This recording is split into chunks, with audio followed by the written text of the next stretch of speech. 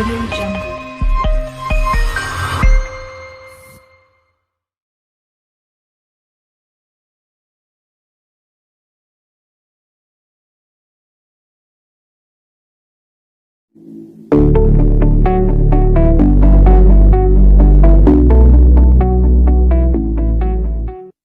Assalamualaikum warahmatullahi wabarakatuh. Salam sejahtera untuk kita semua. Selamat jumpa kembali dalam acara PLS SMK Negeri 2 Kota Bogor. Perkenalkan, saya Nur Lailatul Hidayah dari bidang kurikulum. Pada kesempatan kali ini akan memaparkan tentang beberapa hal yang berkaitan dengan kurikulum. Sebelum saya memaparkan bidang kurikulum, terlebih dahulu saya ucapkan selamat datang kepada adik-adik kelas 10 calon pemimpin-pemimpin bangsa bergabung dengan SMK Negeri 2 Kota Bogor. Saya ucapkan selamat juga kepada adik-adik kelas 11 dan kelas 12 yang telah menempuh pembelajaran selama 1 tahun kemarin, naik kelas dan siap melanjutkan perjuangan kalian di SMK Negeri 2 Kota Bogor. Pada kesempatan kali ini, Ibu akan memaparkan yang pertama adalah tentang struktur kurikulum. Mungkin untuk adik-adik kelas 10 masih belum mengenal di mana struktur kurikulum yang kita gunakan di SMK Negeri 2 Kota Bogor ini adalah kurikulum 2013 revisi. Pada kurikulum 2013 revisi ini ada 3 kelompok mata pelajaran yang akan kalian pelajari. Yang pertama adalah muatan nasional, di mana dalam muatan nasional itu ada 6 mata pelajaran yang akan kita pelajari. Yang pertama adalah pendidikan agama dan budi pekerti atau PABP. Yang kedua adalah pendidikan Pancasila dan Kewarganegaraan atau PPKN. Yang ketiga bahasa Indonesia, 4 matematika, 5 sejarah Indonesia, dan 6 bahasa Inggris atau bahasa asing lainnya. Yang kedua ada muatan kewilayahan. Pada muatan kewilayahan ada 3 mata pelajaran yang kita sampaikan di sekolah kita ini. Yang pertama adalah seni budaya, yang kedua pendidikan jasmani, olahraga, dan kesehatan. Dan yang ketiga adalah pendidikan lingkungan hidup. Dan yang ketiga itu adalah muatan kejuruan, di mana muatan kejuruan terbagi menjadi 3, yaitu kelompok C1, C2, dan C3. C1 itu merupakan dasar bidang keahlian, di mana di C1 ini ada 3 mata pelajaran, yaitu fisika, kimia, dan simulasi digital. Yang kedua itu adalah kelompok C2, di mana kelompok C2 ini antara satu kompetensi keahlian dengan kompetensi keahlian yang lain akan berbeda-beda. Di sekolah kita ini ada 2 bidang keahlian. Yang pertama yaitu teknologi rekayasa, di mana pada teknologi rekayasa ini kita punya bisnis konstruksi dan properti, desain pemodelan dan informasi bangunan, teknik audio video, teknik instalasi tenaga listrik, teknik pemesinan, dan teknik kendaraan ringan otomotif. Sedangkan di bidang teknologi informasi dan komunikasi, kita punya teknik komputer dan jaringan. Adik-adikku sekalian, dalam masa pandemi COVID ini, kita harus menyesuaikan pembelajaran yang tadinya kita bisa belajar bertatap muka di dalam kelas, kita harus menyesuaikan pembelajaran karena kita belum diperkenalkan untuk tatap muka di dalam kelas ya.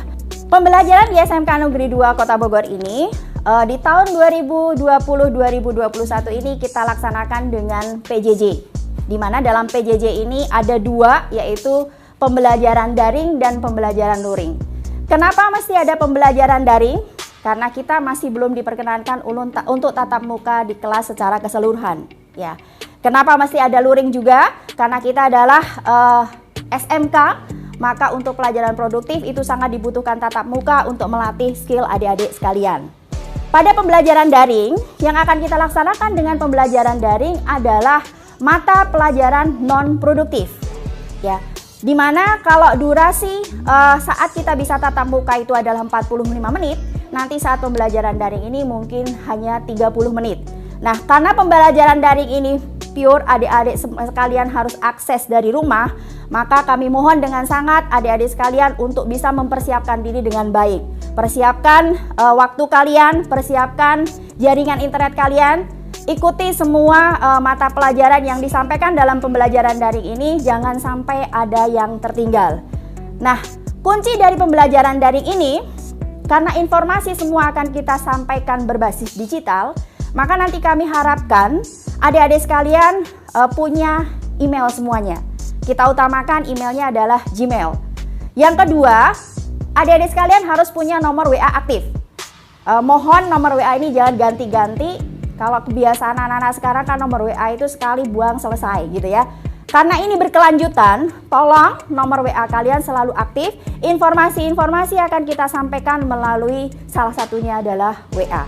Ya, jadi nanti adik-adik sekalian bisa berkomunikasi dengan wali kelas, dengan guru yang mengampu adik-adik sekalian. Dalam pembelajaran daring ini, nanti akan kita sampaikan ringkasan materi pada masing-masing pertemuan. Di mana pada masing-masing pertemuan ini nanti akan ada tugas yang harus adik-adik kerjakan. Tugas ini nanti akan adik-adik rangkum menjadi satu dalam portofolio. Di mana untuk pembelajaran daring ini nanti akan kita laksanakan selama setengah semester pertama atau nanti sampai dengan PTS ganjil, mohon maaf ya. Nah, sehingga nanti kami minta tolong kepada adik sekalian, ikuti semua proses pembelajaran daring, kerjakan semua tugas yang disampaikan oleh guru pengampu, jangan sampai ada yang terlewat. Satu tugas kalian terlewat artinya menunda pekerjaan, menambah beban. Oke, yang berikutnya itu adalah pembelajaran luring. Ya. Pembelajaran luring ini kita sampaikan khususnya untuk mata pelajaran produktif. Produktif itu berkaitan dengan praktek di bengkel masing-masing kompetensi keahlian. Ya, sehingga nanti adik-adik sekalian akan dikenalkan bagaimana pembelajaran produktif di masing-masing bengkel. Ya. Sama halnya dengan pembelajaran luring, ini nanti akan dipantau oleh wali kelas dan juga guru pengampu. Di mana pada masing-masing pertemuan, adik-adik sekalian juga akan diberikan tugas. Kalau di produktif, nanti tugasnya berbentuk job sheet yang harus kalian kerjakan, yang harus adik-adik selesaikan. Itu juga nanti dirangkum menjadi portofolio adik-adik sekalian. Tolong ini juga diikuti dengan sebaik-baiknya, jangan sampai terlewat. Karena satu terlewat, maka akan menunda dan menambah beban adik-adik sekalian. Yang harus diingat, ya, di sini ada tiga penilaian, yaitu pengetahuan, keterampilan, dan sikap. Ya, di mana sikap, walaupun ini disampaikan oleh guru PKN dan PABP, tetapi sikap untuk mata pelajaran yang lain itu terintegrasi. Sehingga setiap guru mata pelajaran boleh memberikan masukan, boleh memberikan saran tentang penilaian sikap adik-adik sekalian. Dan satu yang jangan dilupakan, ada penilaian wajib yang tidak boleh ditinggalkan, yaitu adalah orientasi kepramukaan. Terakhir, untuk bimbingan peserta didik. Selain wali kelas, kalian nanti akan didampingi oleh guru BK. Nah, mungkin yang mindset harus kita rubah. Kalau dulu masuk ke BK itu adalah anak-anak yang bermasalah, bukan berarti seperti itu. Silahkan kalian bisa sharing dengan BK banyak hal. Jangan menunggu ada masalah baru kalian merapat ke BK. Jangan menunggu ada sesuatu yang harus diselesaikan berkaitan dengan permasalahan, baru kalian datang ke BK. Tetapi silahkan kalian bisa sharing dengan guru BK. Guru BK insya Allah akan terbuka untuk membantu segala permasalahan adik-adik sekalian di dalam sekolah, dalam masa pembelajaran di SMK 2 ini. Walaupun nanti akan berkolaborasi dengan wali kelas. Pesan saya, nomor 1, siapkan email yang selalu aktif. 2, siapkan nomor WA yang selalu aktif. Karena dalam proses pembelajaran ini kita akan menggunakan 2 sarana ini. Baik, itu yang bisa Ibu sampaikan. Silahkan kalau ada yang masih belum difahami atau ada pertanyaan, kalian bisa menghubungi wali kelas atau bisa berkomunikasi dengan wali kelas yang sudah saya sampaikan tadi. Terima kasih sudah menyaksikan apa yang saya paparkan ini. Mohon maaf atas segala kekurangan. Selamat berjuang, sukses buat kalian semua. Akhirul kalam, billahi taufik wal hidayah. Wassalamualaikum warahmatullahi wabarakatuh. SMK bisa. SMK juara. Jabar juara lahir batin.